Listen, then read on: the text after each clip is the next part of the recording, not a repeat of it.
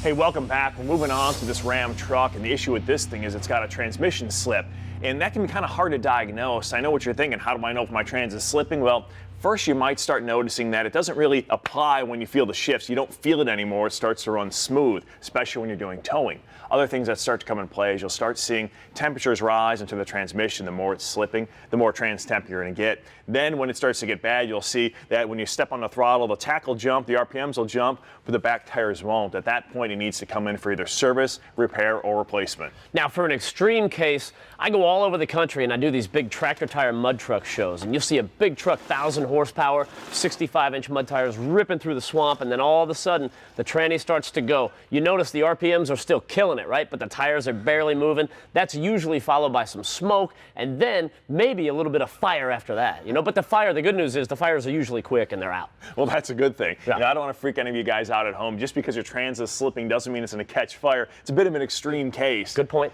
Good but point. With that being said, if you start to notice you're having some trans issues, you do want to bring it in right away, because the sooner you catch it, you can save yourself some money and some time. Because if you look at this thing underneath a big truck like this, it's a big project to get the trans down and to service it. So difficulty level between, I'd say, a 9 or 10, am I right? Yeah. You know, and once it gets a difficult project, it gets more costlier, especially in terms of repairs. So if you catch it early, you might save yourself some damage and save yourself some money. All right, so the shafts are out. Let's get this transfer case down, and then we can get at that tranny. Okay. So that'd be good. All right, thanks for reeling me in back there earlier, too, dude. I appreciate it. I got to do that from time to time. Sometimes I go off on a tangent, and I just start talking and talking and talking, and, you know, do. You notice I always have to have musical accompaniment. Mm-hmm.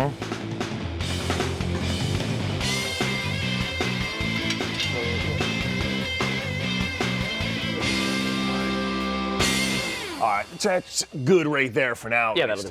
Hey, we got a chance to sneak up to the table thanks to the guys at Monster Transmission and check out some of the internal components of these transmissions. Now, here's the factory stuff, some of the stuff they're having problems with, and here are the fixes. Now, the number one enemy of a transmission is heat, and to make a long story short, here's what can happen. Over here on this clutch right here, you've got this friction material, right? And if it gets too hot, it's going to start breaking off and start crumbling off of this. Well, that gets into your transmission fluid, and that contaminates the whole system, because now these little chunks and pieces are getting in your electrical components, they're getting up in the valve body. And you know, if you ever pull the dipstick out and it's black and it smells really bad, that's because you've got a lot of this friction material in your fluid. Yeah, and the smell is undeniable. You can't get rid of it. You know, Matt talks about the contamination. We've showed you guys a valve body before, and there's so many oil passages and the pistons going back and forth, which is engaging a gear and disengaging. And any little contamination can plug that up, and that's how you can lose a gear, lose reverse. It's like a vicious cycle of contamination, which is not good. Now, some other things they have issues with are the planetary gears. In factory configuration, you've got a 4-pin design, and this one being aluminum. You know, when aluminum heats up, it distorts. It's not a good thing. Guys from Monster, what they do is they use a 5- and 6-pin design, which gives you more surface area, distributes that load better, and can take a lot more power. And it's steel, so it's going to hold up as well. It's not going to warp like that. Now, this accumulator piston is another good example. The stock one right here is plastic. These things melt all the time. They're constantly knocking the melted plastic out of those. Well, this one's a piece of billet aluminum, so it's going to be more temperature resistant, and it's got 2 ring seals on the top and the bottom. Yeah, and you look at the band, you've got a paper design versus that Kevlar lining. It's going to really do a good job with the heat. Same thing can be said for the clutches. These are performance high-temp clutches, which are going to handle up to 400 degrees more than factory, and that's how the guys at Monster are dealing with the heat issues. All right, let's go get that new transmission. All right, cool. All right. Nice.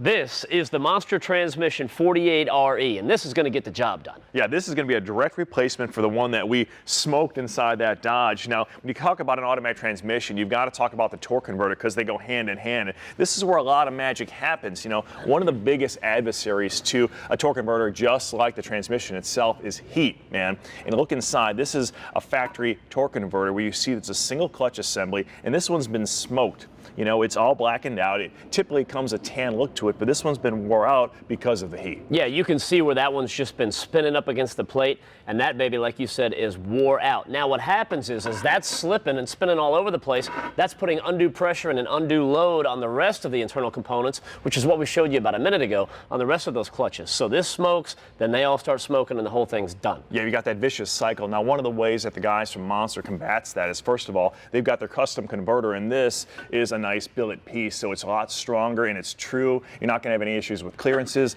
The other thing, too, is they use a triple clutch design, so you're going to get 3 times the clamp load you would in the OE factory style. Another thing they do is really cool is if you look at where the magic happens inside the converter right here, you're going to notice there are a ton of fins with all these different angles on them. The whole idea is the angle is what gives you the stall speed and gives you your clamping force. Now, they're a specific design for a specific application. The guys at Monster, they go the extra mile, man. Look at this. They reinforce every one all the way around with welds. Now you take a look at the stator as well. You got a full roller bearing right here versus the nylon hub. This is going to give you a lot more friction, a lot more heat, and this right here is going to cut down on that and keep everything running cooler. Yeah.